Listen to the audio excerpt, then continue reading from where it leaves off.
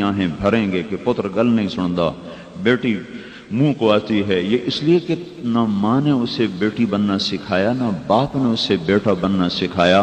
ماں اور باپ کے سامنے تھا او لیول کر لے، اے لیول کر لے، انجینئر بن جائے، تاجر بن جائے، ڈاکٹر بن جائے اور میرا کاروبار سنبھال لے، تو اس رخ پر تو وہ چل گیا۔ لیکن بیٹا بننا، بیٹی بننا، فرما بردار بننا، اس کے لیے تو ایک اور علم تھا، اور محنت تھی، اور نظام زندگی تھا، وہ تو اس کو سکھایا نہیں، اس کو بتایا نہیں۔ اب وہ باپ کی آنکھوں میں آنکھیں ڈال کے بات کرتا ہے، تو ہے ہی ان پڑھ، تجھے کیا پتا۔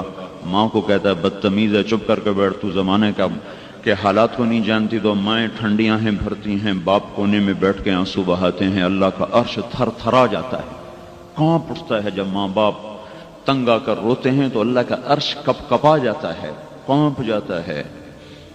جس معاشرے میں ماؤں کو بے عزت کیا جا رہا ہو، باپ کو دھکے دیے جا رہے ہیں، وہ معاشرہ کبھی عزت کی چوٹیوں پر نہیں پہنچ سکتا۔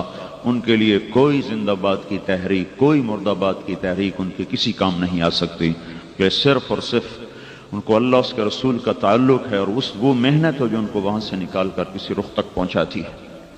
تو یہ ایک نظام چلا، اس پر محنت ہوئی۔ آج یہ حال ہوا کہ ہر طرف انگریزی اسکول، 4 سال کا بچہ ٹائی گلے میں ڈال کے اسکول جا رہا ہے، اور بچی ننگے سر فراق پہن کے آدھی پنڈلیاں ننگی کر کے جا رہی ہے۔ یہ کل کو سر پہ دوپٹہ کیسے رکھے؟ اور یہ بچہ نظریں جھکا گردن نیچی کر کے کیسے چلے گا؟ جس کے گلے میں ٹائی ہو وہ تو گردن نیچے کر ہی نہیں سکتا، اس کو تو گردن ویسے ہی پھنس جاتی ہے۔ چونکہ میں تو خود اس دور سے گزرا ہوں نا بھائی، ایک جاہلیت کا دور دیکھا ہے، پھر اللہ نے اس سے نکال لیا، بچا لیا۔ ایسی ٹائی ہو، ایسا سوٹ ہو، ایسا بوٹ ہو، ایسا کوٹ ہو، پتہ نہیں کیا کیا جاہلیت کے فرسانے کبھی کبھی بیٹھے بیٹھے یاد آ جاتے ہیں۔ تو میرے آپ کا نبی جب چلتے تھے تو گردن یہاں رکھتے تھے، یہاں آپ کی گردن ہوتی، یہاں نظر ہوتی تھی۔ جس کے گلے میں ٹائی ہو اس کی گردن یہاں نہیں ہو سکتی، اس سے یہاں رکھنی پڑتی ہے، سے یہاں اس کے گل میں پٹا ہے غلامی کا، تو اس کو سر اونچا رکھ کے چلنا پڑتا ہے۔ تو 4 سال کا بچہ وہ گلے میں ٹائی لٹکا کے جا رہا ہے، یہ کل کو اللہ کے رسول کی عظمت کا نقش اپنے سینے پہ کیسے بٹھائے گا؟ یہ لا الہ الا اللہ کا مفہوم کیسے سمجھے گا؟ ہم نے تو اسے پہلے دن سے پیسے کی غلامی سکھائی، دولت کے پیچھے دوڑنا سکھایا، مال کی چمک سے متاثر کیا، پیسے کی کھنک کو حسین نغمہ اسے بتایا، تو انہی میں گم ہو کے چلتے چلتے چلتے زندگی کی شام ہو گئی۔ پھر ایسے ہی بیکار زندگی گزار کے مر گیا۔ 50-60 سال کے بعد اولادیں جوان ہوتی ہیں، آنکھوں میں آنکھیں ڈال کے بات کرتی ہیں، باپ کو جھٹکتی ہیں، ماں کو دھکے دیتی ہیں۔ پھر ماں باپ بیٹھ کے سوچتے ہیں ہم نے لمبی زندگی تو ان کے لیے گزاری، انہوں نے یہ کر دیا، تو ہماری زندگی کا مقصد کیا ہوا؟ ہم کس کے لیے جیے؟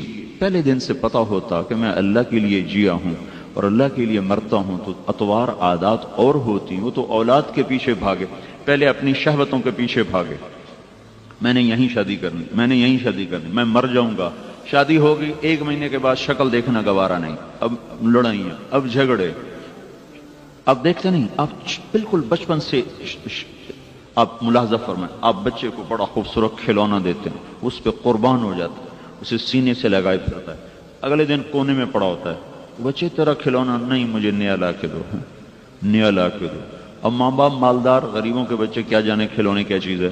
پیسے والوں نے ہائے جتنے لاکھوں کے کھلونے بچے اپنے بچوں کو دے دیے، اتنے میں کتنے غریبوں کے گھر آباد ہو سکتے۔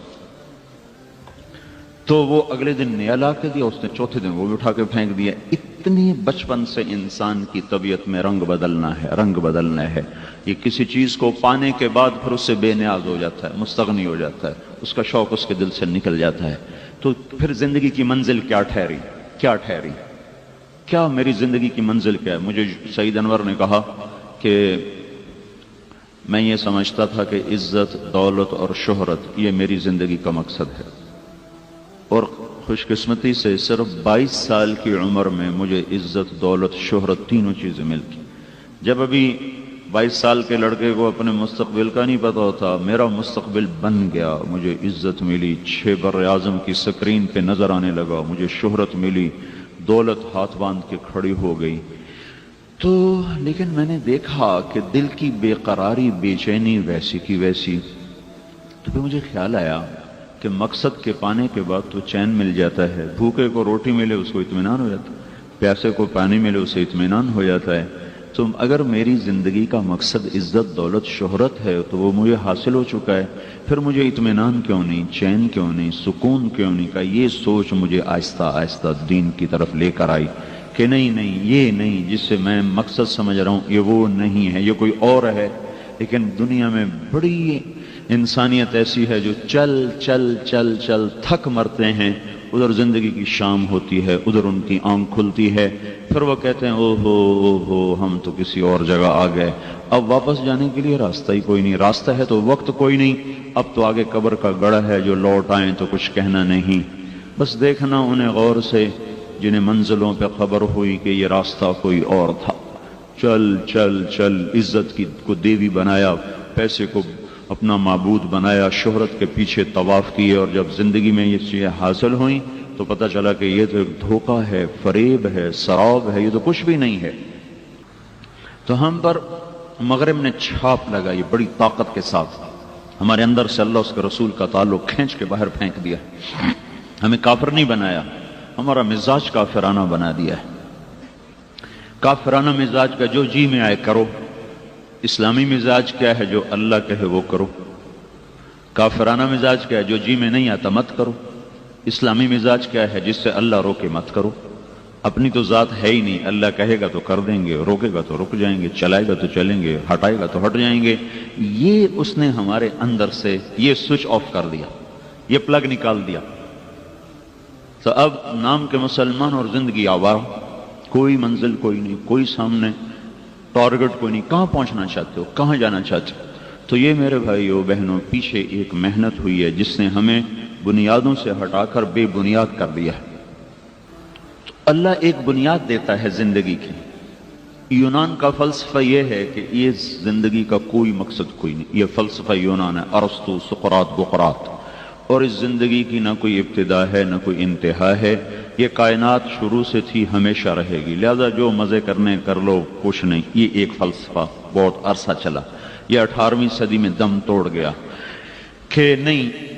بڑے طاقتور شواہد اس بات کی طرف اشارہ کرتے چلے گئے کہ اس کی ابتدا ہے, یہ شروع سے نہیں ہے, ابتدا ہے, اس کی کوئی نہ کوئی ابتدا ہے. ڈارون تھیوری آئی کہ اتفاقی ابتدا ہے. 1809 میں یہ آدمی پیدا ہوا ہے اور 1883 میں یہ فوت ہوا ہے. اس کی ابتدا اتفاقاً ہو گئی, نہ اس کے پیچھے کوئی منظم, نہ مدبر, نہ کوئی خالق, نہ کوئی مالک, اور زندگی اتفاقیہ طور پہ ختم ہو جاتی ہے. لہذا جو مرضی کرو, جو مرضی کرو, لانا تو اس پہ ہے, جو مرضی کرو, مائنڈ یور اون بزنس ہے, بیڑا غرق ہو تمہارا. کوئی ہم آزاد ہیں, ہم پر تو پابندیاں ہیں زبردست. پھر 1792 میں لندن میں ایک عورت تھی, میری والسٹون کرافٹ, اس نے ایک کتاب لکھی, عورتوں کو آزادی دو. عورتیں بڑی مجبور ہیں, ان پر بڑی پابندیاں ہیں, انہیں آزاد کیا جائے, ان کو مردوں کے شانہ بشانہ کام کرنا چاہیے, دونوں کمائیں, مرد بھی کمائے, عورت بھی کمائے. دیکھنے میں یہ الفاظ بڑے خوبصورت تھے, لیکن اس کی بڑی خوفناک قیمت ادا کرنا پڑی ہے مغرب کی عورت کو. اس وقت اس عورت کا کوئی روپ نہیں سوائے گرل فرینڈ کے, نہ وہ ماں رہی, نہ وہ بیٹی رہی, نہ وہ بہن رہی, نہ وہ بیوی رہی, نہ وہ خالہ رہی, نہ وہ پھوپھی رہی, نہ وہ دادی رہی, نہ وہ نانی رہی, نہ وہ ساس رہی, وہ صرف گرل فرینڈ ہے بس. جب جی بھر جائے گا ٹیشو پیپر کی طرف باہر پھینک دیا جائے گا. اسی طرح جب ایک پہیے سے ہوا نکلی تو دوسرا پہیہ کیسے چلے گا؟ تو وہاں کا مرد نہ باپ رہا, نہ بھائی رہا, نہ بیٹا رہا, نہ خامد رہا, نہ چاچا رہا, نہ ماموں رہا, نہ دادا رہا, نہ نانا رہا, وہ بوائے فرینڈ بن گیا.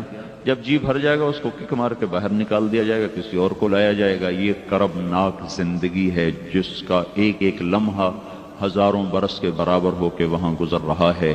لیکن انہوں نے اس کو چھپایا ہے ناچ کے ساتھ, گانے کے ساتھ, شراب کے ساتھ, زنا کے ساتھ اور ہلا گلا کے ساتھ.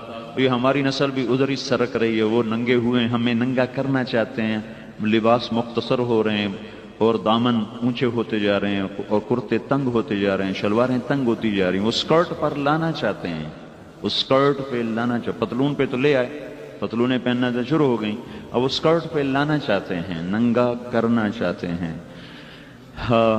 پر نقار خانے میں طوطی کی کون سنتا، یہی کہیں گے یہ ملا پرانے خیال کے۔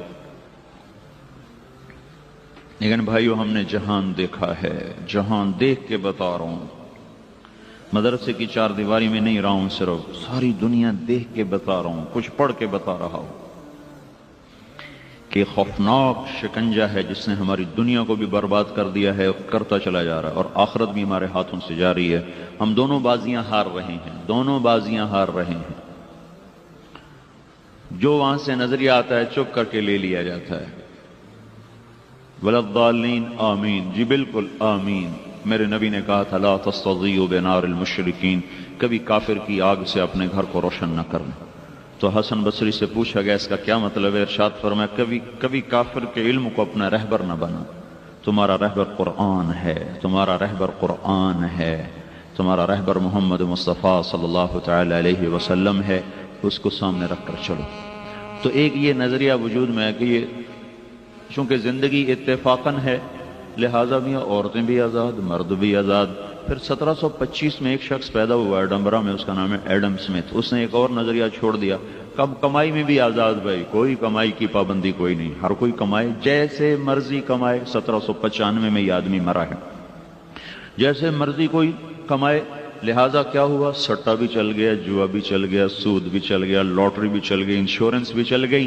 یہ ساری چیزیں چند ہاتھوں میں پیسے کو لے کر آتی ہیں اور لوگوں کے چولہے ٹھنڈے ہو جاتے ہیں، غربت ڈیرے ڈال دیتی ہے۔ جس دیس میں لاٹری ہوگی، سٹا ہوگا، جوا ہوگا، انشورنس ہوگی اور سود پہ کاروبار ہوگا، اس دیس کا انسان بھوکا ہوگا۔ ہمارے ساتھ کیا شعبدہ بازی کی گئی، ہمیں یہ کہا گیا آبادی زیادہ ہے اس لیے غربت زیادہ ہے۔ میرے رب کی قسم 15 سے 30 کروڑ ہو جائیں، 30 سے 60 کروڑ ہو جائیں اسی دیس میں، اور تجارت اور زراعت ہو اسلامی طرز پر، تو ہر آدمی خوشحال ہوگا۔ اور یہ 15 کروڑ کے خدا نخواستہ 3 کروڑ ہو جائیں، 15 کروڑ کے 15 لاکھ ہو جائیں، دیس یہی ہو اور نظام تجارت یہ ہو جو اس وقت ہے، تو بھی لوگ بھوکے سوئیں گے، پیاسے اٹھیں گے اور تار تار کپڑوں سے اٹھیں گے، اور تن پہ کپڑا نہ ہوگا، سر پہ دوپٹہ نہ ہوگا۔ سودی نظام کا لازمی نتیجہ ہے پیسہ چند ہاتھوں میں آ سمٹ جاتا ہے اور باقی انسانیت غریب اور غربت کے اندھیروں میں چلی جاتی ہے۔ تو یہ ایک نظریہ اور چلا کہ کمائی میں آزاد ہو گئی، کمائی میں آزاد ہو، یہ سب شعبدے بازیاں تھیں بازار کو کنٹرول کرنے کے لیے اور پیسے کو چند ہاتھوں میں پہنچانے کے لیے۔ سودی نظام بنائے گئے، خود بخود چیزیں مہنگی ہوتی چلی گئی، سٹا کھیلا گیا، خود بخود چیزیں مہنگی ہوتی چلے گی، جوا کھیلا گیا تو تن آسانی پر لا کر اور چوری بازاری کا دروازہ کھول دیا گیا، انشورنس کی گئی تو بھی غریبوں کا پیسہ چند مالداروں کے حصے میں آتا ہے، انہیں نہ کسی غریب کے پاس گاڑی، نہ کسی کے پاس کمپنی، نہ کسی کے پاس فیکٹری جو جلی اور پیسہ پھر اسی کو جائے گا۔ یہ سب شعبدے بازیاں تھیں اور ہم چونکہ اندھے غلام تھے لہذا آمین آمین آمین کہتے گئے، آمین، پرکھا نہیں، دیکھا نہیں، سوچا نہیں۔ تو ہمیں یوں کہا گیا کہ آبادی بڑھ گئی ہے اس لیے بھائی آبادی کنٹرول کرو، روٹی پوری نہیں ہو رہی، روٹی کیوں نہیں پوری ہو رہی؟ آبادی زیادہ ہے۔ میرے بھائیو، اللہ کے خزانوں کی حد کوئی نہیں ہے، اللہ کی نعمتوں کی حد کوئی نہیں، اللہ کی دینے کی حد کوئی نہیں ہے۔ ساری دنیا کو دیتا چلا جائے تو اس کے خزانوں میں ایک رتی کے برابر کمی نہیں آتی۔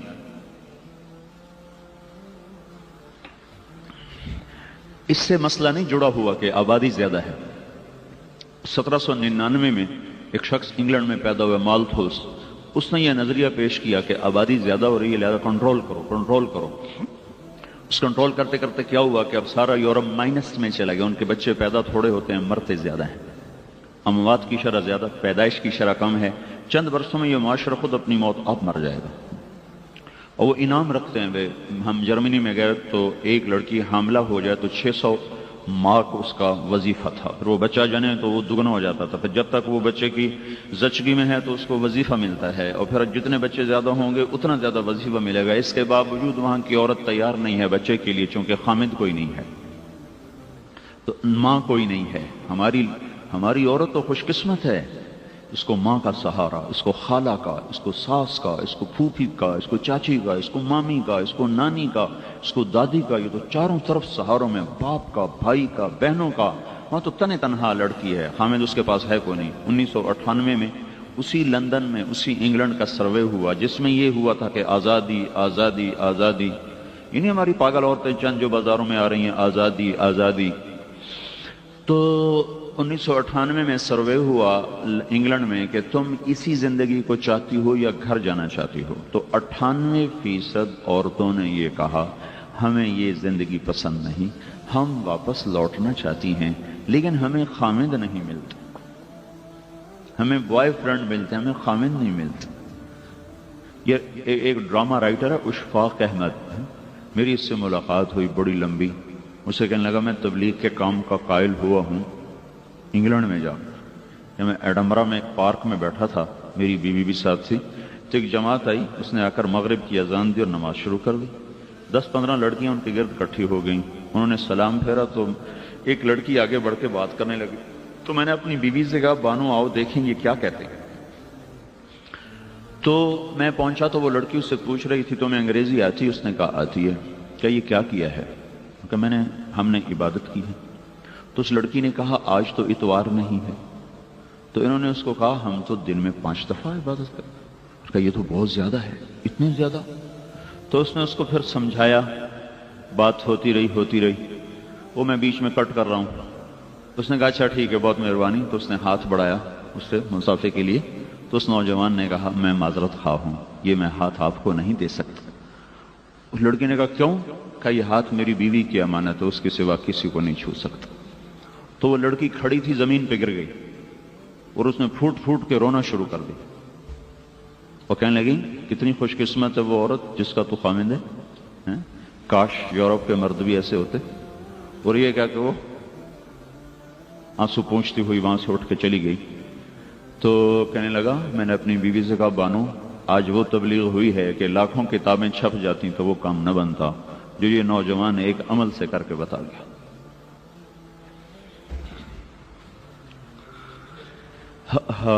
ہم خود تراشتے ہیں منازل کے سنگ میل، ہم وہ نہیں ہیں جن کو زمانہ بنا گیا، پر ہم خود ہی سو گئے. بھائی کیا کریں؟ جو یورپ کی کالی رات سے پیغام آیا اسی کو ہم نے مشرق کی صبح سمجھ کے قبول کر لیا. مغرب میں تو سورج بھی جا کر ڈوب جاتا ہے اور اعلان کرتا ہے مغرب میں نہ آنا، یہاں اندھیروں کے سوا کچھ نہیں ملتا. روشنیاں چاہتے ہو تو مشرق کی طرف لوٹو جہاں سے سورج نکلتا ہے. روشنیوں نے کبھی مغرب کو جگہ نہیں دی، روشنیوں نے ہمیشہ مشرق کے دامن میں پناہ لی ہے. اندھیرے ہیں مغرب کا مقدر، جو نسل ادھر جائے گی ہلاک و برباد ہو کے رہ جائے گی. تو یہ ایک میں نے آپ کو تھوڑا سا خاکہ بتایا ہے کہ ہم کس طرح ٹریک سے کیسے اتارے گئے، پٹڑی سے کیسے اتر گئے.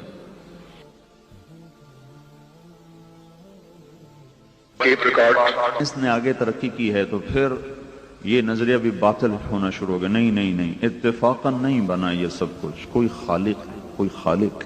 1929 میں امریکہ کا ایک سائنسدان ہے ایڈون ہبل، اس نے سب سے پہلے یہ دریافت کیا کہ کائنات ایک منظم طریقے سے پھیل رہی ہے، حرکت میں پھیل رہی ہے. یہ پھیلنا بڑے منظم طریقے سے ہے. تو 1948 میں پھر تحقیقات مزید ہوئی تو پتہ چلا کہ یہ کائنات ایک وقت میں سمٹی ہوئی تھی اور ایک دھماکہ ہوا، اس سے یہ پھیلنا شروع ہوئی. اب یہ پھیلنا جو دہریے تھے وہ کہنے لگے یہ اتفاقاً ہو گیا. اس پر آسٹریلیا کے ایک سائنسدان نے اپنی تحقیقات کو پیش کیا، پال ڈیوس. اس نے کہا یہ دھماکہ اتنا عقل مند تھا کہ اس نے چیزوں کو ایک سلیقے سے پھیلا دیا. یہاں دھماکہ ہو اور بعد میں جا کے میں کہوں کہ وہ اکبر صاحب کے گھر میں دھماکہ ہوا، سارے مرد آرام سے اڑتے ہوئے اپنے گھروں میں جا کے بیٹھ گئے. کوئی اس کو مان سکتا ہے، تسلیم کر سکتا ہے؟ دیوانے کا خواب ہے. دیوانے اینٹوں میں دھماکہ ہوا، ساری اینٹیں اڑ کے اوپر نیچے سٹ ہو کر مکان کی شکل میں تبدیل ہو گئیں. کوئی اس کو تسلیم کرنے کے لیے تیار ہے؟ کیونکہ پاگلوں والی بات ہے. تو اس نے اس تحقیق کو پیش کیا کہ جس وقت یہ دھماکہ ہوا تھا تو اس سے 2 طاقتیں پیدا ہوئیں، ایک کشش کی، ایک سرعت کی، رفتار کی. رفتار اگر تیز ہو جاتی تو کائنات گم ہو جاتی، کشش اگر بڑھ جاتی تو کائنات سمٹ کے فنا ہو جاتی. یہ بڑھنے اور گھٹنے میں کا جو اندازہ ہے کتنی دیر कितनी देर?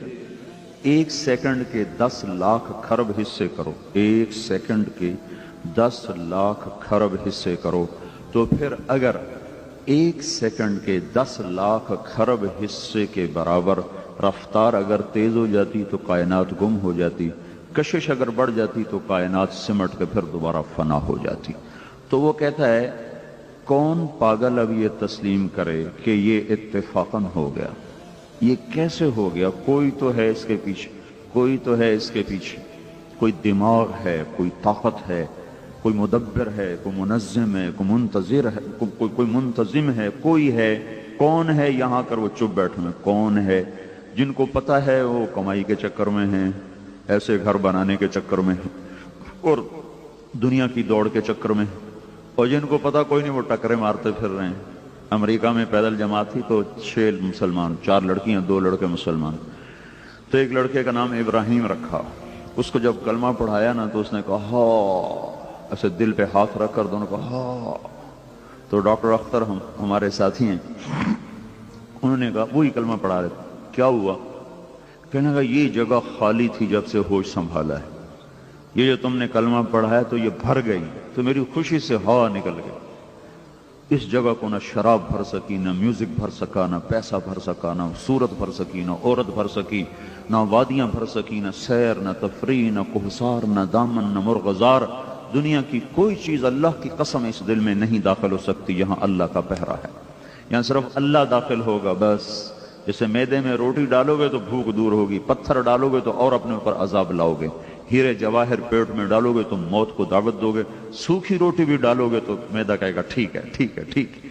इस दिल को मेरे रब की कसम, ना सोने का पता, ना चांदी का पता, ना इसे सूरत का पता, ना मूरत का पता, ना घरों का पता, ना गाड़ियों का पता, ना बिल्डिंग्स का पता, ना फैशन का पता। इस दिल को सिर्फ अल्लाह का पता है। जब तक इसे अल्लाह नहीं दोगे ये तड़पता रहेगा, ये माही बेआब की तरह, मुर्ग बसमल की तरह ये बेकरार होगा। तुम जितना दुनिया में ज्यादा भागोगे ये उतना ज्यादा फरियादें करेगा।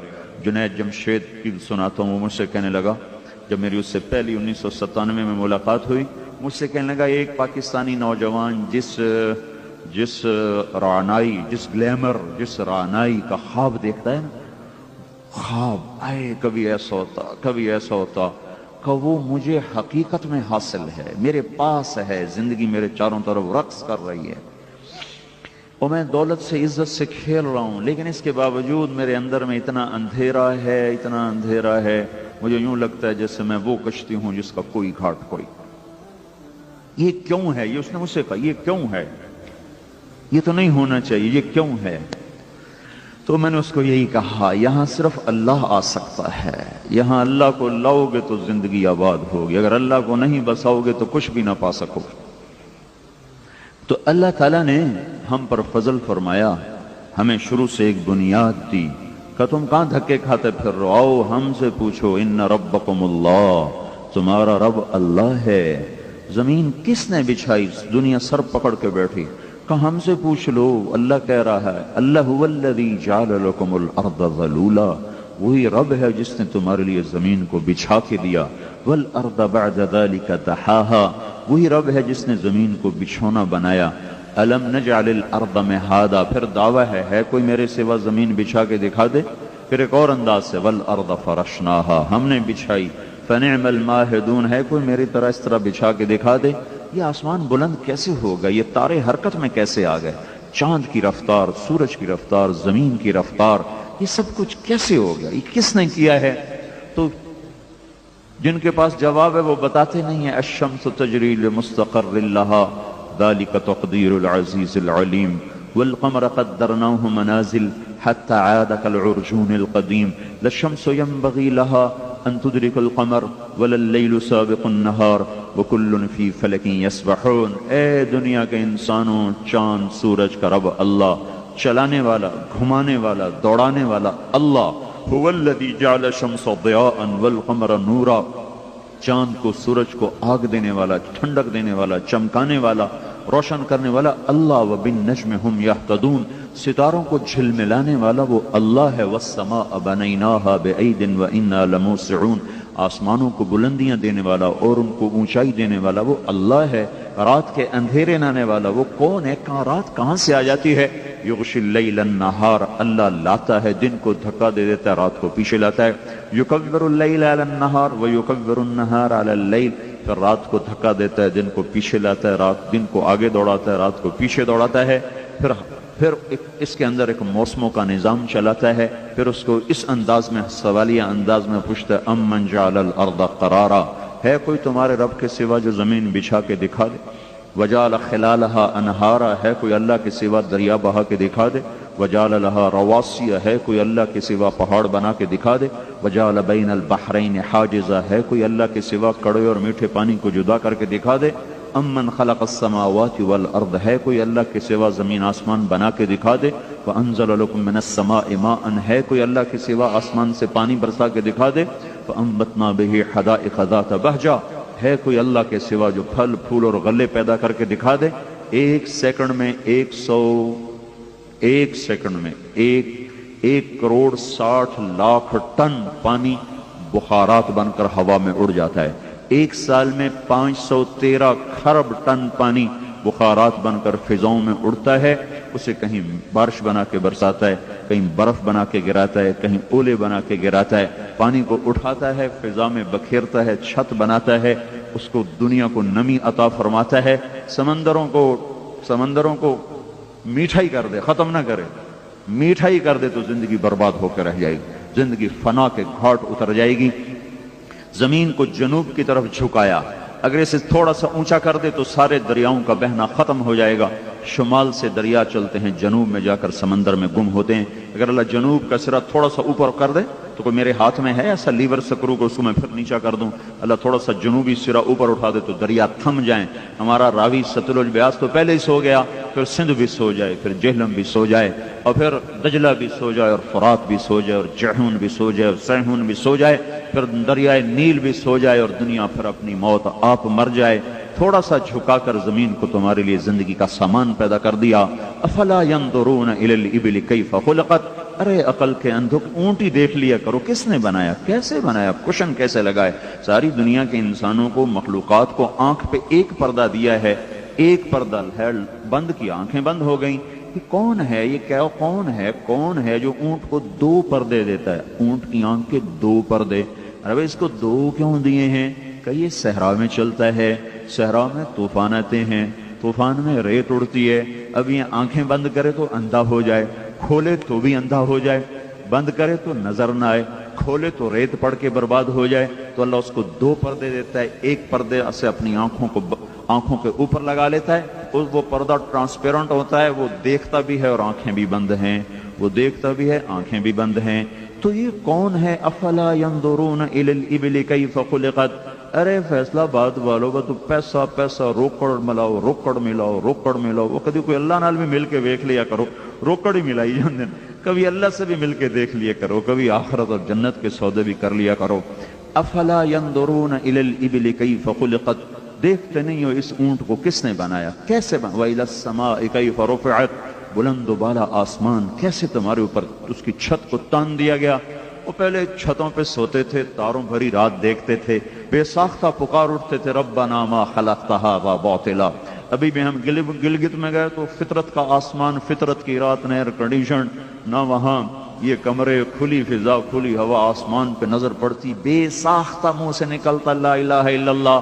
کوئی ہے جس نے تاروں کو جگمگا دیا، آسمان کو اٹھا دیا، پہاڑوں کو گاڑ دیا، دریاؤں کو بہا دیا، ہواؤں کو چلا دیا، پرندوں کو اڑا دیا، مچھلیوں کو تیرا دیا، پھولوں کو مہکا دیا؟ پیچھے ہے کوئی کاریگر، ہے کوئی صانع ہے، کوئی خالق ہے، ایک ایک چیز اللہ کے وجود پر گواہ ہے، دلالت کر رہی۔ کل یشہد بجلالی ویقر بکمالی، او میرا بندہ، میری بندی، ہر چیز میرے وجود کا اقرار کر رہی، میری ہستی کا اقرار کر رہی۔ تو ہی اندھا ہے جس کو کچھ نہیں دکھائی دیتا سوائے اپنی ضرورتوں اور شہوتوں کے، جسے کچھ نہیں سنائی دیتا سوائے اپنی ضرورتوں اور حاجتوں کے۔ کبھی تو تھوڑا سا ادھر اور بھی غم ہے ہم زمانے میں محبت کے سوا، راحتیں اور بھی ہیں وصل کی راحت کے سوا، پیسہ پیسہ پیسہ، گھر، کمائیاں، گاڑیاں بدلو، زیور بدلو، کپڑے بدلو، پھر